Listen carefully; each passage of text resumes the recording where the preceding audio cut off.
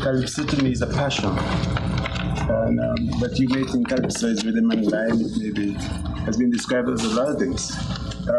Calypso, some time ago, was suggested that it was for the lower sector of the community. So I would like to disagree with this concept. Calypso is a part of our culture. It should be educational. When you write a calypso, you should impart some amount of knowledge, especially to young people. Nobody can have humorous calypso, it could be humorous. And there are different aspects of the calypso art form, but you must give a message. This is the object of calypso that I associate with it. There must be some type of information that you can get from a calypso. So when you finish listening to it, you would have learned something from it. That's what calypso means to me. Don't mess with this country, boy, you mess with me. Now where you try? Antigua, we salute thee. Your own country of attack.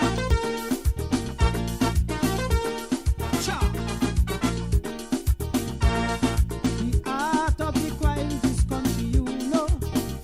Some concern and loyalty we should show. Many come from other places to live here. With them we have many different things to share. Hardships and turmoil they leave behind, but with their country have no axe to grind. But because of a little political gain, power-hungry politicians spoil our good name. You never hear a Guyanese say that things are hard in their country while they run away. They always boast of their country nice, and in their hearts will always be their paradise. My land too, I am me born, I am me born, I am me born. I'm a patriot to my land. I am me born, I am me born, I am me born. I am proud to be Antiguan. Stand up for who you are. Stand up for Antigua. Our country. Is in me blood, I have the calypso in me. From since I was a tot, this gift is what I've got. Prince Ramsey, Dr. Ramsey. I know him as a child. I started singing calypso, as you know, at an early age. And after I started singing with bands, his father used to come to the village. They had a tavern or a joint in Willie Keys. And his father used to come to Grace Farm, Green Bay, to get permission for me to come up there and sing in the band, because my father never wanted that for me. So I used to go up there and sing, and there was this little red boy around the place, and he grew up to be Dr. Prince Ramsey, Sir Prince Ramsey. His love, I believe, came from back when he told us that his father used to run a joint in Willie Keys, and he used to accommodate calypsonians there, similar to a tent on a tent night, singing inside the joint. So he grew up appreciating the art form. I would believe that's where the love came from.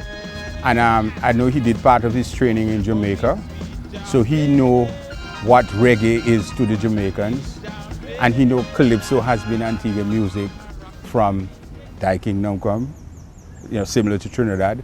And I believe there is where he got his passion to, trying to make calypso a world music, as it should, it should be. Not just when you have a little Caribbean party, but it should be out there, world stage. Calypso is a part of all of us, you know what I mean? It's a part of all of us. And Prince, he's from Willie Keys, and he knows the tough part of the tough part of life, and the songs and the benna and all that come out there. So it's in his bones, I would say, a little bit. Go, over the country. As a young boy, you would always hear over the years his connection with Sir Paul, King Obstinate. He was always somewhere wherever Calypso is. And I can remember back in the day when Douglas, I don't know if I should say it was reigning supreme, but when Douglas was a prominent artist on the Calypso circuit, back then you knew of Prince Ramsey because he was there toe to toe, and then Onyan, legendary Onyan, those legendary Four Winds, you know, Calypso and Carnival, all that controversy, and you would constantly hear the bantering going back and forth. That hey, because of Dr. Ramsey's son, but all Dr. Ramsey really ever wants is to see Calypso on the stage and see it rise. And I think, well, now I've come to learn that almost every artist that is worth his salt, and even those that are coming, you know, has had some sort of input from Dr. Ramsey, whether it be financial or otherwise. He just wants to see Calypso and calypsonians rise and do well, so he takes a role. I knew that he was an ardent Calypso fan and producer too, because he had produced a few albums before, I think in the 80s for Redding, Solo, Progress, and Jim. You know, and Wadadley Diamond, Wadadley Gold, I think. I know definitely of that too. I don't know if there was a third, but I know definitely Gold and Diamond. He produced them, and you have to be a real lover of Calypso to really put money in Calypso like that back then. Yeah, because back in the day, you know, everybody wasn't on record, you know, except for maybe the short church swallowing Obstinate, you know. It was the advent of Dr. Ramsey to have, you know, a lot of records being produced. And like I said, you know, back then, I don't think, if they had records, maybe 45, you know, Calypso Joe, maybe La Tumba had an album. But since the advent of Dr. Ramsey, we've seen, I mean, you go to work, carnival time, you see endless records, and you go through and you just pick. Produced by Dr. Ramsey, produced by Dr. Ramsey, written by Dr. Ramsey. I remember them songs were blasting.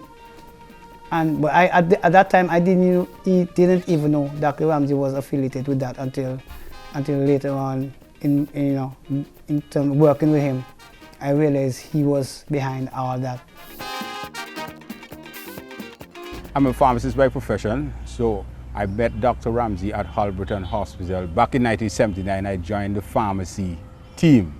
And as a pharmacist, of course, you know, you interact with doctors. And I was doing junior Calypso back in 1979, and then made it into the senior. And after that, Dr. Ramsey, who, well, of course, the doctor writes prescription, is one of the prescriptions which I had to read at, you know, at the time. And therefore, from that interaction where sometimes, you know, you might see something on the prescription that you need to get in contact with the doctor, and Dr. Ramsey was one of the doctors that, you know, usually collaborate and encourage the pharmacists, and of course he taught Calypso, and sooner or later I end up actually being one of the guys that he produced. Get out the party, get out the fed. Oh la la, oh la la. Misbehaving already and the fed ain't half yet. Oh la la, oh la la. Vomit on the sofa, vomit on the floor. Some stuff he writes a lot of Calypso. You know, I mentioned a couple of them, like Wash It and AIDS Prevention, and quite a few. Wash it, Mama used to say. Wash it, you hear it every day. Wash it, never play the fool.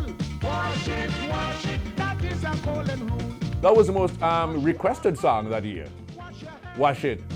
Wash your pets too, wash everything you can. And the way and some of the metaphors that he uses into the song, wash your this and that. You know, that is an old way. And it made you laugh. That was, and of course, you know, only one man could exhibit a song like that with full effect, and that would be King Obstinate, because, you know, he's the best in the world. Best entertainer in the world. Well, some of the ideas he came up with would be humorous, and some would be like nation building. and some would be just to entertain, you know, because calypso has to have all of that aspect in it, you know, and he's like that. Like I say, he's a very good thinker, and so he will think the topic through, run it by you even before he writes the whole song through, because he wants you to be involved in every aspect of the composition. There are some writers, when they put down something, oh, it's ink, it's an ink, or they say it's etched stone. No. If you're not comfortable with the lyrical content, he can do it with the whisk of a pen. And he's not stone-faced. He wants your input. Doc, well, you know, I'm not too sure about saying that. No, he said, well, you don't have to do it, but you must always try to stay consistent with the message. So he's a holistic writer, and he knows what he wants, and he works with you. He takes your input into consideration. Because, I mean, a man should not sing what he's not feeling, or he should just become a vessel for somebody else's views. I've been in the calypso arena for a long time, way back to the juniors, and Dr. Ramsey's experience was a different one. He's a more hands-on writer from other writers I've had in the past. He makes you involved in the writing because he asks you about things that you're comfortable about and so on. If you're not into politics, he will probably put you more, but he's not really a politics man, because according to him, he never wrote a political song before. But he makes you involved and, you know, make you comfortable in whatever you're supposed to sing. Dr. Ramsey takes lyrics seriously. When he writes, he takes time to make sure he completes a thought, he builds. You know, when people go to a calypso workshop, they lay the fundamentals of, you know, the way a calypso should be constructed. And in his own way, being a lyricist, he obviously has to make sure that the thought is complete. All the different stages of the song. You have to have an introduction, a body, an ending / conclusion, and, you know, a dynamic conclusion. And I am sure that most persons would know that he has written maybe over 1,000 songs, because he's worked far and wide. So he writes all different types of calypso: social, political, humorous. I was involved with a beautiful young lady, and she promised she left me. And me go by Doc and how I'm crying outside, you know. And he said, "Why are you crying?" And then I gave him the story. And me go call her named Patsy. And Patsy planned for left me. So he said, "Don't worry about that. Tell me what she's like." And then I told him, and then he came up with this nice song, "You're My Girl." Yeah. And I got her back for the next 2 years, and then after that she left me and gone to America. Got married to Bishop. You know, so Patsy's in America. So when she said this, she was said troops. But Patsy, I still love you. You're the one for me, and will ever be, ever dear to my heart. As far as I see, your pure ecstasy, I know that we'll never part. The love I have for you, my love, that is so true. You are my girl. You are my girl. You are my girl. You are my girl. Well, he's very philosophical, you know. His lyrics are deep. His topics, you know, he likes to he likes to tackle world events, issues that just doesn't affect us around, you know, society, but worldwide.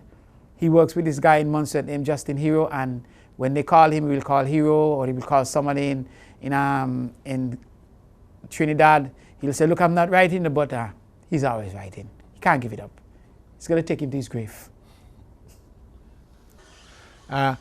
He was very proper, you know, very proper. He would use words like I would prefer to bang up a word, like, you know, give me and sit down and left you know, stuff like that. He would give it to me, give it, you know, something like that. He would use proper words. But when I get behind his back, when I go to record, I would just twist it in the studio. And sometimes he come to the studio to make sure it's right. I remember one time we were in New York, and he flew in and was part of the recording session, just to make sure that I had it right, which was very nice of him.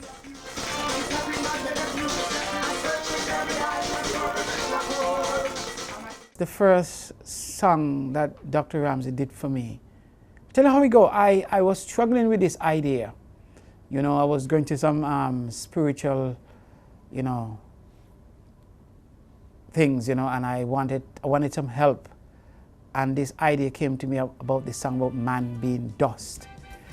And I was struggling to write it. At the time I had Daryl Edwards, you know, my former manager, working with me, and I was struggling to write the song, and I got in contact with Dr. Ramsey, and he told me, I'll see what I can do. You see, he said, look, I'm not really into writing right now, but I'll see what I can do for you. And you know, lo and behold, it's the best song I've ever sung. It's my biggest song. The biggest song I've ever sung in calypso. I always say it, anywhere I go, any show I go on, I have to sing Man is Dust. I mean, it's used in church, at funerals, you know, anywhere you want a spiritual upliftment. Man is Dust is a song that, I got a call from St. Martin a few days ago. They're playing it down there, they love it. In St. Kitts, this guy opened me, showed it every morning. I don't know if I can ever reach that stage again in terms of lyrical content, melody. Dr. Ramsey did that. The biggest song he's ever written for me is that one, Man is Dust. There's one answer I can find that would surely soothe my mind. In the word we should trust, man is nothing but dust. Whether a doctor or a lawyer, even the greatest philosopher, in the word we should trust, man is nothing but dust. So let the word be your guide, because from it man cannot hide. It said in God we should trust, man is nothing but dust. He's not only a calypso writer, but he's also a producer and a business person, of course. So in 1980, Dr. Ramsey, in collaboration with Jagger Martin and Shelley Tobit, decided to do an album. And somehow, you know, being familiar with him in terms of prescription-wise, I was one of the choices in terms of putting that album together.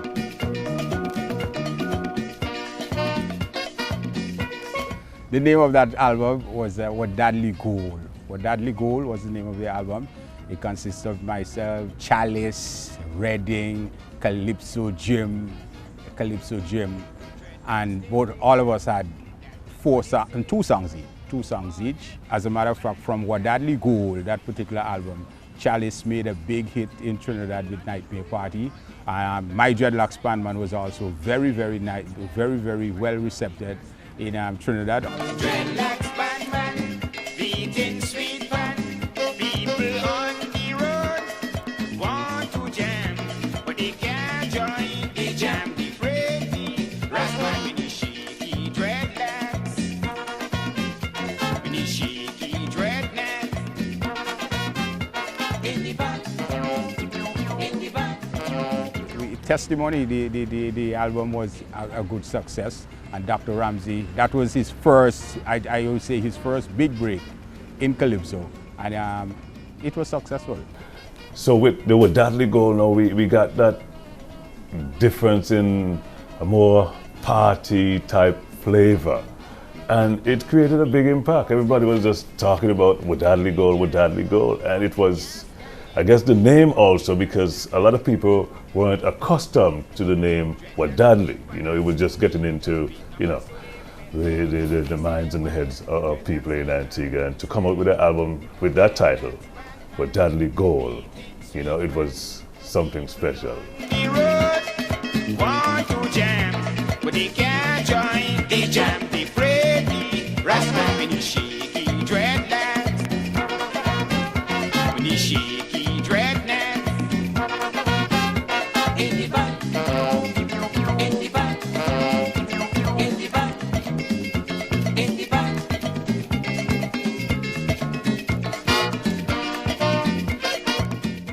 Well, the first project I worked with Dr. Ramsey was in 1989 when he produced my album called Awesome.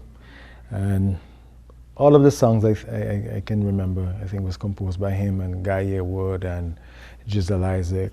So it was a team, Les Roy Merchant, and to date, people tell you it's the best album Douglas ever produced, which I would admit and says yes. We could do this as a team effort. And we had a lot of work to do, but it was done, and we went off to New York, did the recording at Platinum Factory in Brooklyn, and working with some musicians like Reality and Frankie McIntosh, and a white man. And that was surprising to me. He was a white man who was playing saxophone. You know, because the thing about West Indian and calypso and white people, we thought they couldn't play calypso, but as they say, music is universal. And it's written on a white paper with some black notes, and yeah, it was. And to date is the very best album I have produced. Moving smoothly in Carnival City, when me eyes land on an African, she awesome, she awesome. I see something moving, like it vibrating, awesome. I see something shaking, like it pulsating, awesome. And one of the other albums that he produced for me, New Face. And that was when Antigua was going through all kind of turmoil, gone to Colombia, all kind of something. Man, I practiced medicine without qualification and license, and all of that was happening. And then he came up with this thing, let's give Antigua a new face, to have a new direction and a new focus. You know what I mean, to paint a positive picture, because there was so much negative at the time going on about this country. And hence he came up with this idea, which was well received. Ammunition for Colombia, for the drug cartel. I told you, my people, well, another outrageous scandal will affect us all. We are heading for a fall. Antigans, you need to control your greed. I don't like what your net is saying. I don't like how politicians behaving. No, no, no. Let's give Antigua a new face. Revive some hopes and dreams in this place. Let's take another direction before morals are all gone. My fondest memory of working with Doc is on our way to Atlanta, where we had Heels, Surpriser, Obstinate, Short Shirt, and a whole band from Antigua. And when we got to Miami, everybody said, wait, what are we going to tell them immigration people, boy? One man say you go wedding, one man say you go funeral, but then if the man dead yet. Obstinate say, well, he go home because he on green card. So we all boarded the flight in Miami. When we got to Atlanta, well, Short Shirt couldn't leave Miami because there was some problem with him. And so we left him in Miami, we went over to Atlanta, and Obstinate saying, Doc, me tell you that the whole Barabbas, you shouldn't walk with it. But the biggest joke of that is when we went to practice now, and the engineer from Antigua couldn't get no sound in the board. And Obstinate is saying, look, call the white man because he met them. And Obstinate say, Ralph, get over here. It seems to be a problem. And he said, what's the problem? No sound in the speaker. So the white man went over, he said, let me see the board. Boop, the mute button was on. Yeah? And everybody just said, what? And he didn't know that? Maybe the place been big, so he get frightened, you know. But we had fun, and that is one of my fondest memories. It was when we went and we traveled together.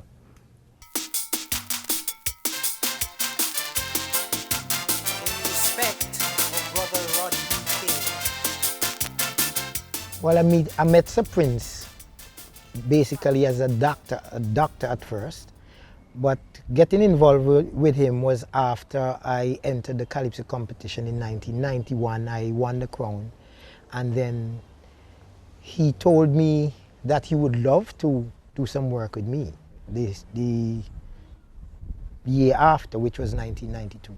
So we got together and produced an album, Party Vibes.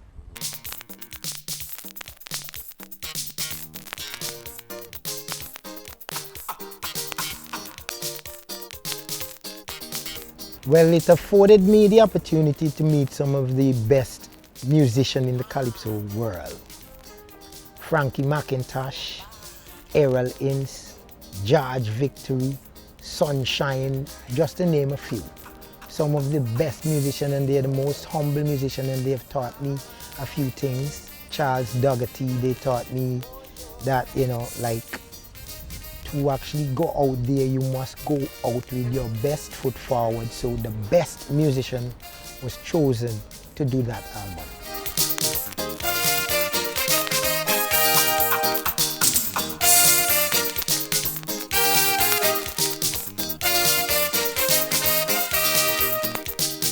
I was in a corner, feeling all alone, when this girl named Dora called me on the phone.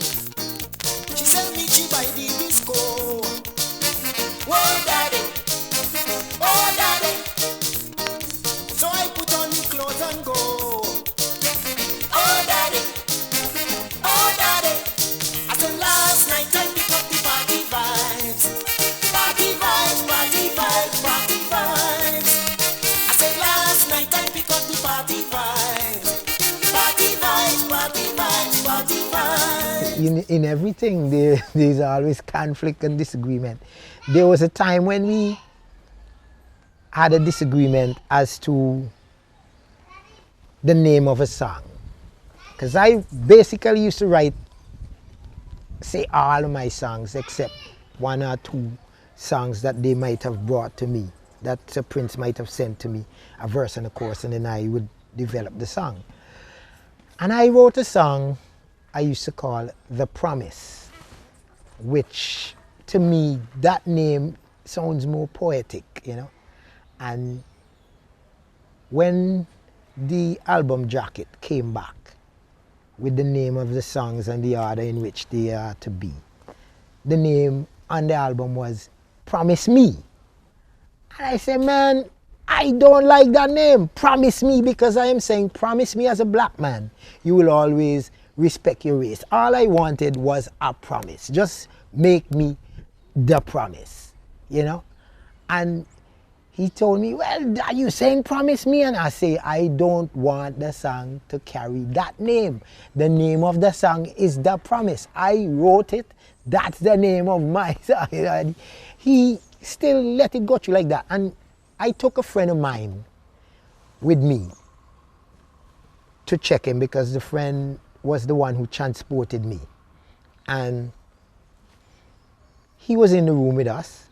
His calypso name is the Elephant, the brother of Tiger, Lion, and Leopard. And out of the blue, he sided with Sir Prince, because Sir Prince was Sir Prince. So when we went outside, I said, hey, next time you hear me and you go any place, and any argument come up, you play dummy. They said nothing. Because you just side with people because of people. You're not siding with people because they are right or anything. You're siding with them because of name. So I told him, never you intervene in anything I have to do again. Never, never. So, you know, but otherwise than that, we had some fun time, especially in the studios in New York. You know, we had some real fun times. All I ask you to promise me as black men, you will always respect your race. Promise me you will always stand proud regardless of the tribe and race. Make me a solemn promise. Now when the fangs of racial prejudice try to deliver its venomous bite, promise me you will stand and fight. Promise. A bad, a still bad, a bad, a wicked. I've been at it for a long time. And in about 1994, my career was like coming to a halt. It wasn't as vibrant. And at that point, I needed an injection. And I know Prince has been, doing a lot of stuff with a few calypsonians around the place, but never a real, heavyweight. So I saw the opportunity to ask him if he'd be kind enough to work with me, collaborate with me, do what he has to do, and bring me aboard. You know, because he's a great producer too. He's also a producer, an executive producer. So he was willing to, and we got together and we came up with CD 40 years. That was my 40th year anniversary. After 40 years, I still bad. Still have the sugar, still got the fire, still got the rhythm to jam the soca. After 40 years, I still bad. Still have the heat, still got the tempo, still got the beat to make them jam so. After 40 years, I still bad. I still bad. I still bad. But there was one before that. We did one CD, one album before that didn't hit. Album called Believe. But when he really had been and really managed me is when we did that other CD with we did Wash It, and AIDS Prevention, and Sugar Bowl, and yeah, a few hits. And I don't need one that leak, that wash only once a week. I'm searching every island for a sugar bowl.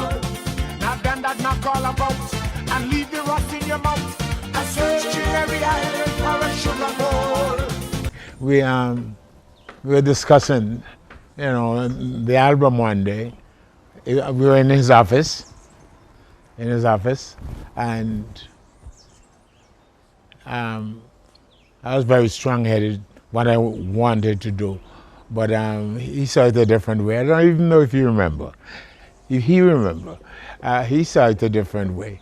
But I tell him, no, this is the way it should be. And he stand out the office and said, let me go look for my wife, see? And left I calypso. So he said, go look for your wife and allow calypso Lord. But you know, we called later on and we made it up. But anything that he stood for was really for better. You know, it was like trying it this way. And sometimes, you know, in your old ways, you know, and hard to turn. But we worked well together, And you'd have to worry about it. If he's going to work with you, he works with you. Whether, you know, whether it's financial or getting the bookings, making sure that you get paid. He's a very principled man. And I admire that about him. Daddy Barlow, Buddha, me you have a talk, man. Now hear ya. Them say me crazy, me want more money. Them say me crazy, and me want more money. Aye.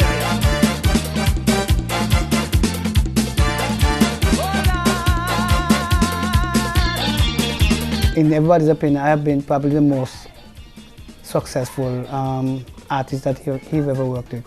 New York City, them say me crazy, them say me crazy. In 97, I guess, prior to that year, when I went solo, I approached him about being my manager, and he was the only one that was very willing to assist me at the time, because I have had meetings and consultations with other entities to acquire their help in management, and he was the only one that was very, very, very willing to take up the mantle.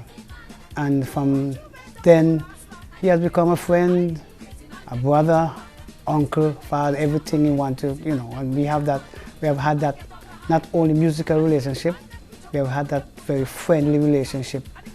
And I find, in all honesty, he's probably the most honest person I've ever met.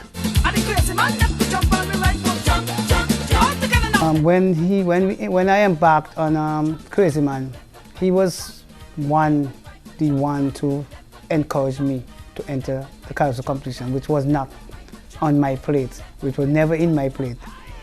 And when Crazy Man took off, and I went to the tents, he took #1 in all the tents as we go along.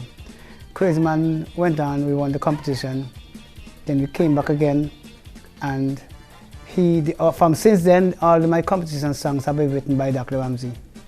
And also, I like to say he's probably one of the best writers.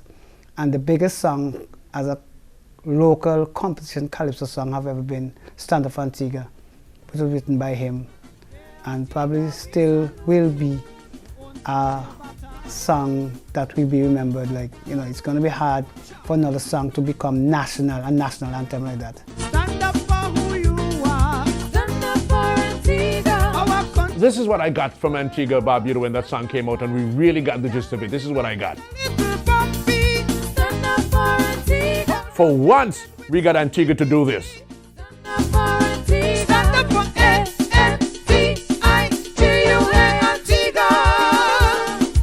Dr. Ramsey, his writings is more of reality and more educational than anything. Because even for Stand Up for Antigua, the song is basically saying that everybody else will pick up their country. It doesn't matter where they go.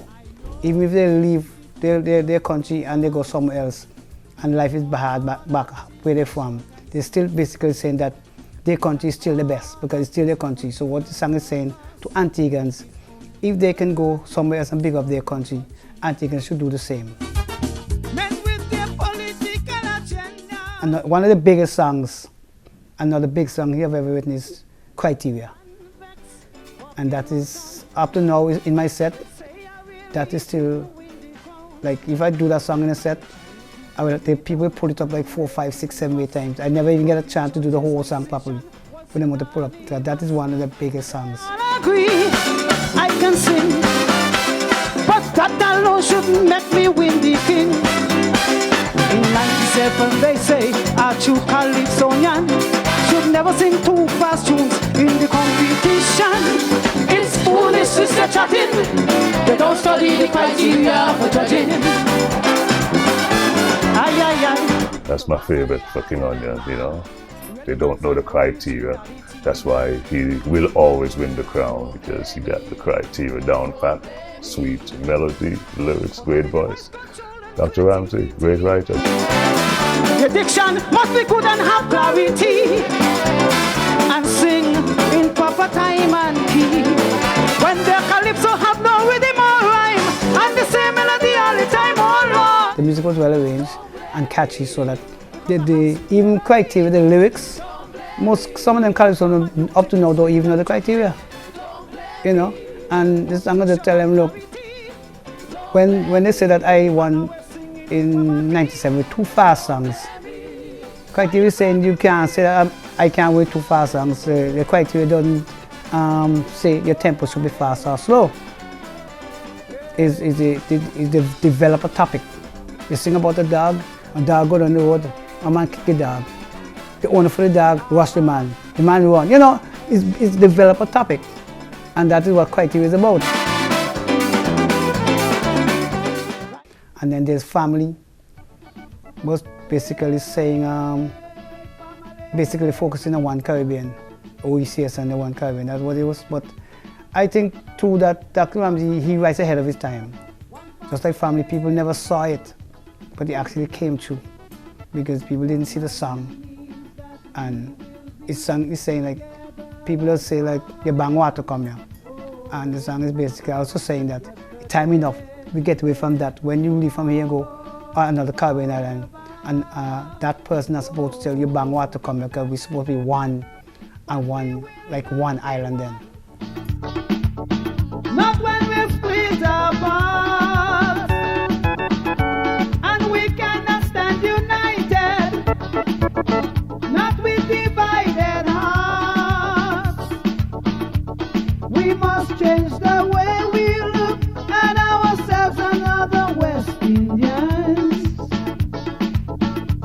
We must rise above those fears that separated us for generations.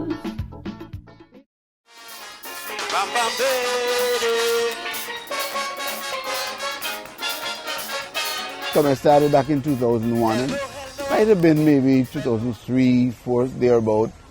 Well, we started talking because, as I said earlier, he's my doctor. But in addition to that, he took an interest. And he was kind of concerned about the way I go about doing my calypso, because my writers, my producers, and so on, they're from Trinidad. And he was always concerned, Carl, you sure you're not spending too much? Because obviously, he would have known from experience and his work with Obstinate and the other greats how much calypso would have cost him personally. And I'm telling you, I hear people talk about all kind of substance. I shudder to think there are few things that are more addictive than calypso.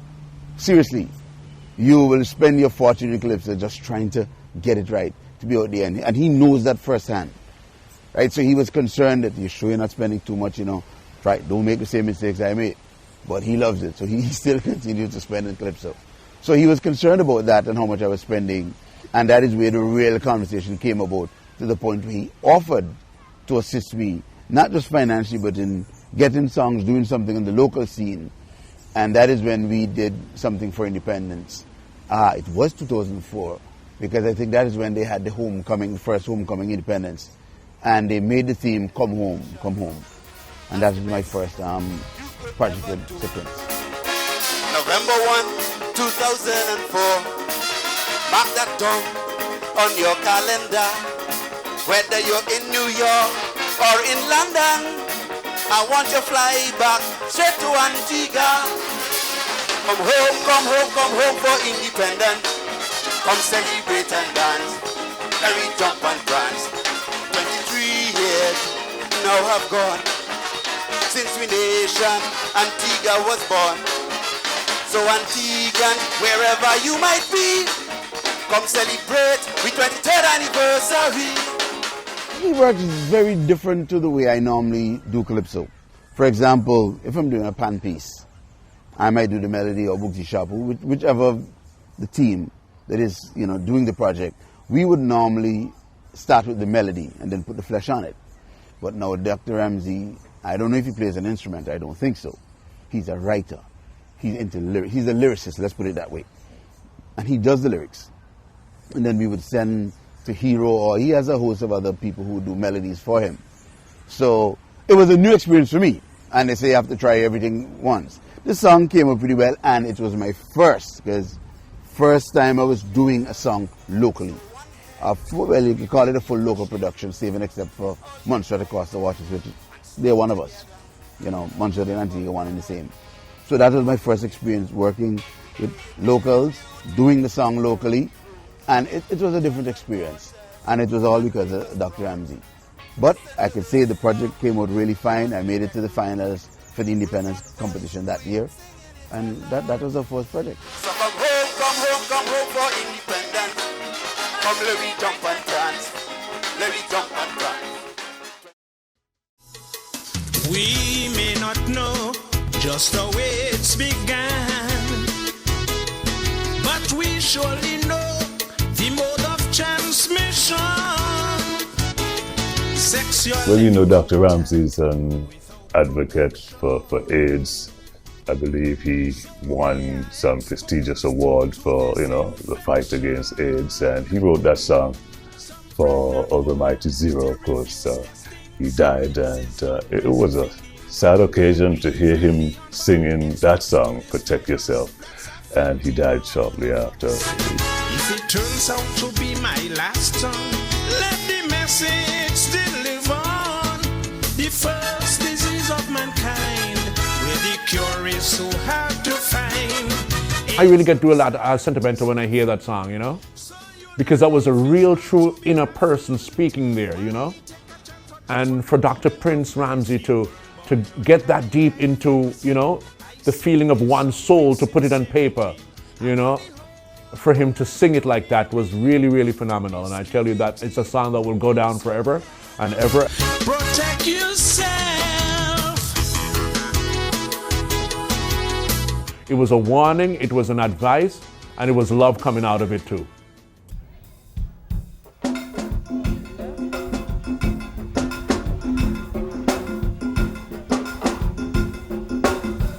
When I left Montserrat, I used to win there, you know. I was a top calypsonian in Montserrat, but the volcano, you know, destroyed the whole process of music and so forth. So when I got here, I was struggling a bit to get into the Antigua competition.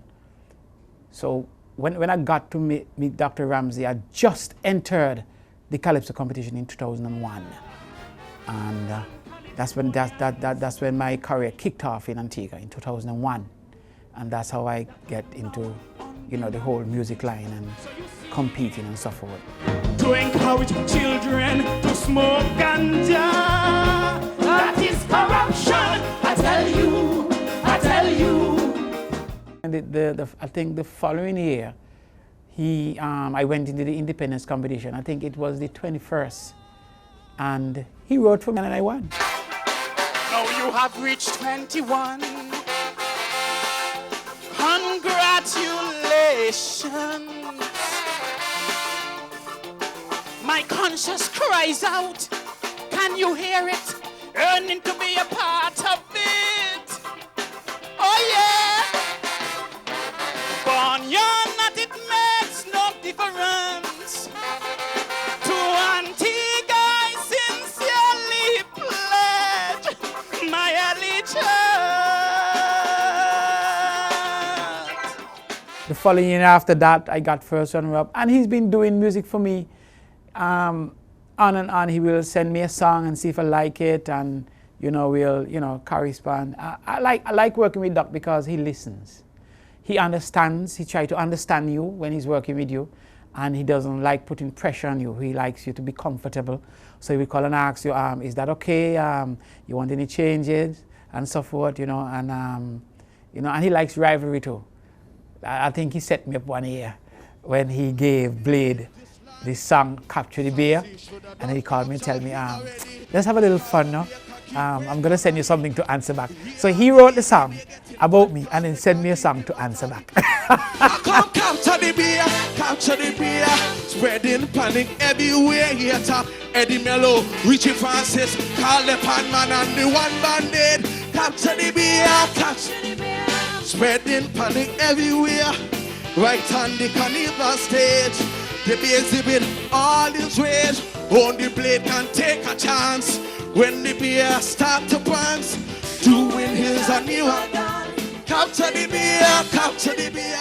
When I look at the lyrics that he gave me and the lyrics that he gave Blade, I wasn't too happy. Mine was very mild, you know. They were just touching the surface, but Blade went deep. And I wasn't happy. And I said to him, Doc, I'm not happy, you know, I'm gonna rearrange some of these lyrics, you know. And he said, okay, do what you must. I know you love your cousin, so do what you must. And I did. I got me blows, you know, but I was happy with what I sent back at Blade. You know, I wrote the song, he wrote the song, Can't Cage Me, you know, and I changed around some of the lyrics to suit, because, you know, Doc now go into the cussing and the kind of harsh, you know, fire that I would put on the Blade.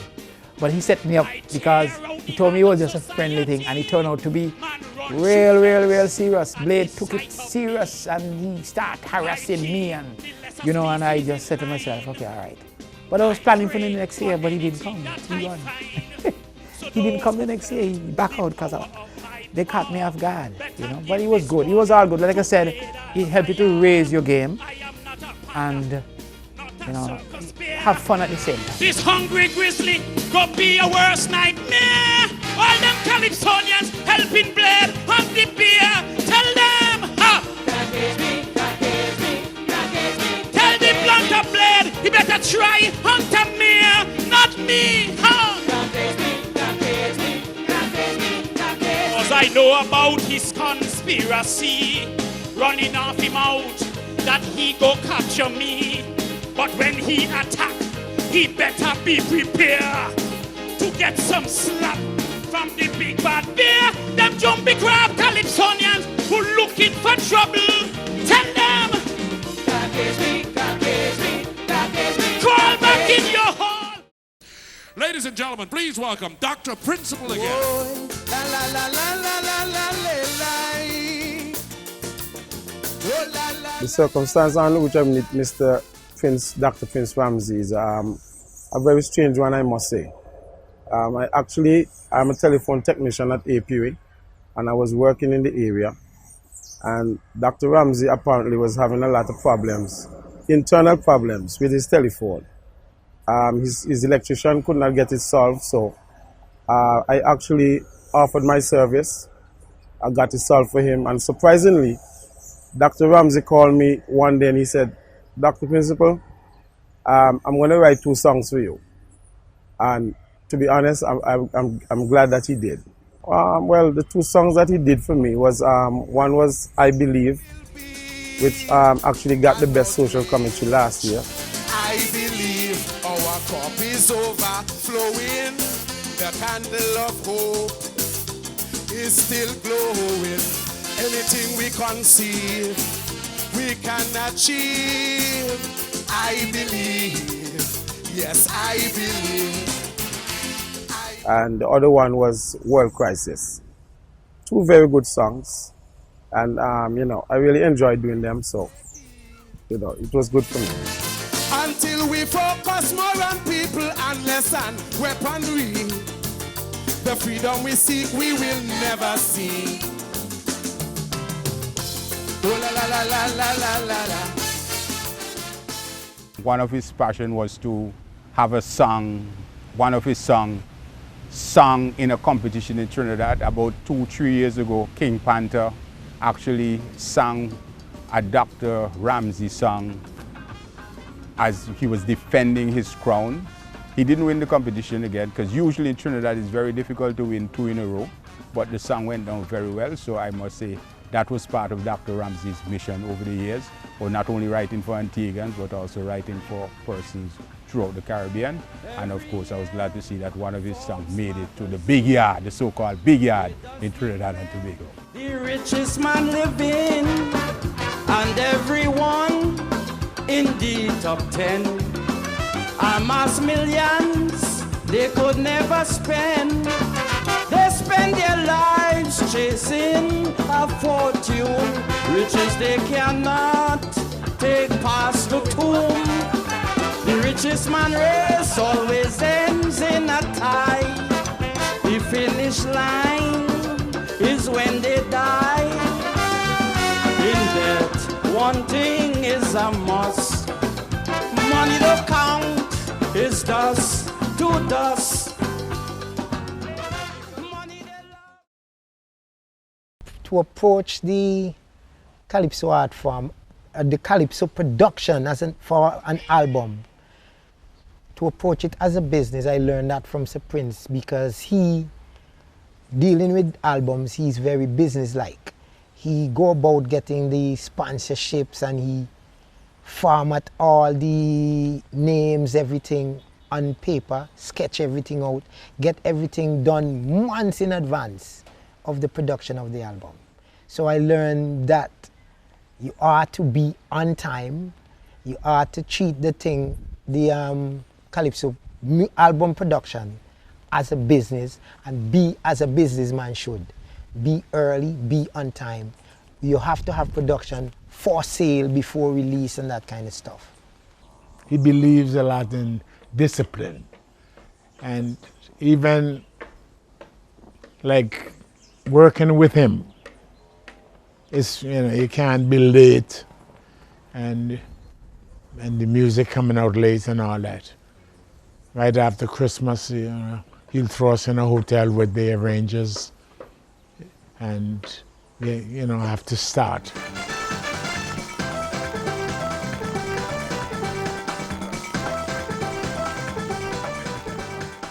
There are quite a few calypsonians that I've worked with, and there are quite a few who have turned their backs in terms of, helping, and it's like turn out to be they're all for themselves. He's always quick to point out when you speak with him. He said, if I were to tell you the stories, he's been hoodwinked. He's been bad played by some artists in the past. It is the truth. The man has spent hundreds of thousands on some artists, and when time comes for him to get his returns. And I'm not poking fingers, we're dealing with the truth here. I think that's what discourages him sometimes, because I don't think Doc is trying to get rich after calypso. He just wants to be appreciated for what he did, And I think if you make something, you're supposed to come and say, Doc, what do you need? Because that's what I do. Whenever he works with me, I would go and say, what's your fee? And he will laugh. I say, just give me. I said, no, man. Give me an idea. How much do you want? Whatever he say, I will give it to him, because that's the kind of man he is. He's not into it to get rich. He just wants to know that at the end of the day, Dr. Ramsey did that in calypso. And I think he gave me some stories from calypsonians from the past and some presently that have not treated him very kindly in terms of monetary contribution or give him the clout as to he did it and so forth. And the speculation that, oh, is not he right this and is not he right that. And, you know, it's a lot of disrespect, you know. But Doc have always been the most honest man, and that have never discouraged him, because he so loved calypso that he just kept going and going and going and working with artists, whether or not they turn out to be profitable, because for him, it was never for personal profits. It was always for whoever he worked with. I'll give you a story about myself with him personally. 1989, I placed second runner-up. And when I went for the check, those days they give you $7,000. And I took the check to his office. And he said to me, Douglas, why you bring this, man? I said, Doc, come in. Take away you want. He said, no, that is yours. And that same year, I was setting up a workshop. He still turned around and gave me money to build a workshop. So what can you say? You know what I mean? His contribution is priceless. You know, and he's really, really in love with calypso, not by only words, but by his pocket. Yes. Now, remember I told you earlier that Dr. Ramsey is concerned about how much money I spend overseas, and he thinks the money could be better spent here. The man so loves calypso. Once he hears him, he knows I'm going away. Man, come for this. He's making a contribution. Now, one would think that the natural inclination should be, boy, you're spending money overseas, you think you should do it here. But he so wants to see the product completed. He so wants to have an input to make sure he contributes to that huge, huge, huge asset of ours called calypso. That passion of his. That although we disagree fundamentally on the direction that I should take, he still makes a contribution. Now tell me if that doesn't speak to the measure of the man. Don't mess with this country, boy, you mess with me.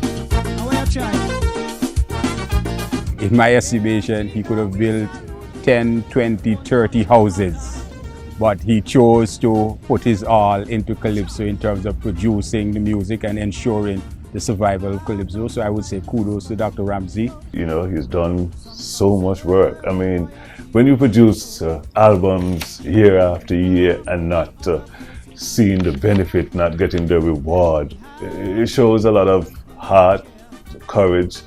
In other words, he's a great man because he's not doing it for the money, because he's not making any money. And to be doing it for the past 36 years or so, you know, I mean, year after year, whether it's Onyan or The Beer or Soul or Progress or Zero, you know, he worked with some ladies also, Altair, Lady Smooth, even Antigua and Barbuda, and not getting the reward, but he's doing it for the love of calypso, for the art form.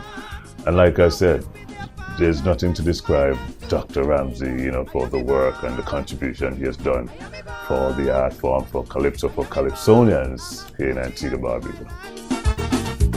I am a born, I am a born, I am a born, I am proud to be Antiguan. But I think that it's out of the love for the art form and his background, where he's from.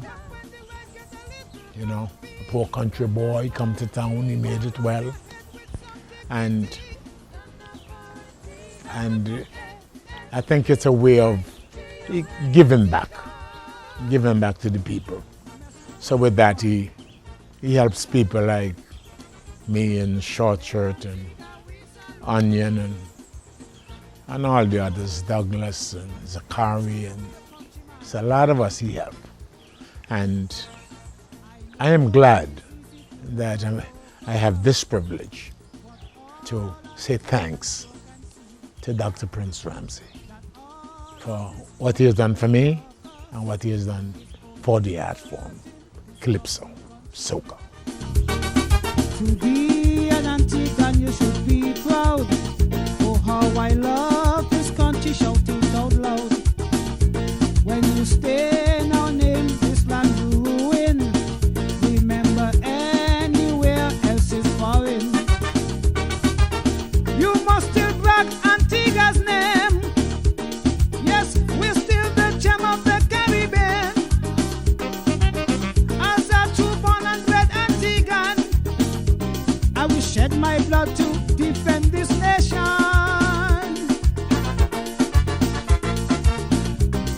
You never hear